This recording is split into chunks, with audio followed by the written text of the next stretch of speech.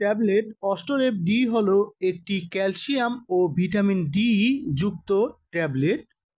প্রতিটি ট্যাবলেটে থাকে calcium carbonate coral source সমতুল্য 500 মিলিগ্রাম এলিমেন্টেড ক্যালসিয়াম এবং ভিটামিন ডি3 বা কোলিক্যালসিফেরল 200 ইন্টারন্যাশনাল ইউনিট।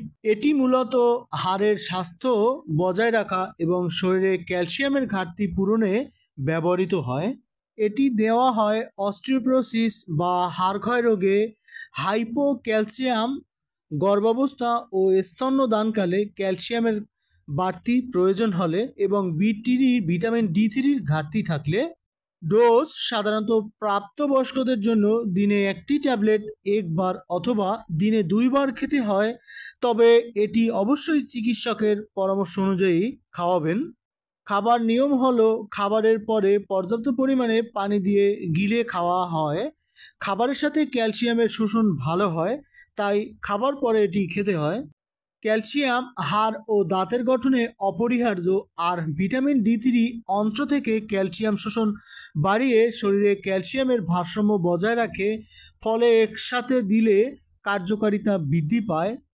পার্শ্ব প্রতিক্রিয়ার মধ্যে পেটে অস্বস্তি, গ্যাস, কোষ্ঠকাঠিন্য দেখা দিতে পারে, আর দীর্ঘদিন ব্যবহার করলে হাইপার ক্যালসিয়ামের ঝুঁকি তৈরি হয়। এতে ক্লান্তি, দুর্বলতা, বেশি প্রস্রাব হওয়া, মূত্রপথে পাথর তৈরি হতে পারে।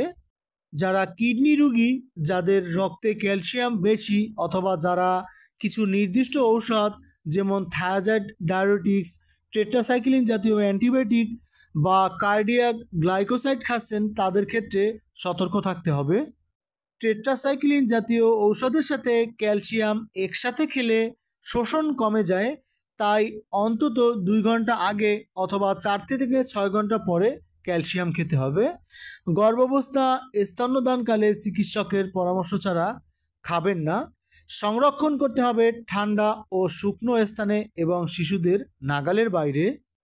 সবশেষে মনে রাখবেন, এটি তথ্য শুধুমাত্র শিক্ষামূলক। কোনো অবস্থাতেই চিকিৎসকের পরামর্শ ছাড়া নিজে নিজে কোনো ঔষধই শুরু করবেন না।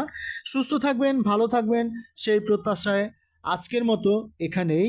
ভিডিওটি দেখে উপকৃত হলে অবশ্যই ভিডিওতে একটি লাইক দিয়ে দিবেন, চ্যানেলটি সাবস্ক্রাইব করে দিবেন এবং ভিডিওটি শেয়ার করে সবাইকে দেখার সুযোগ করে দিবেন।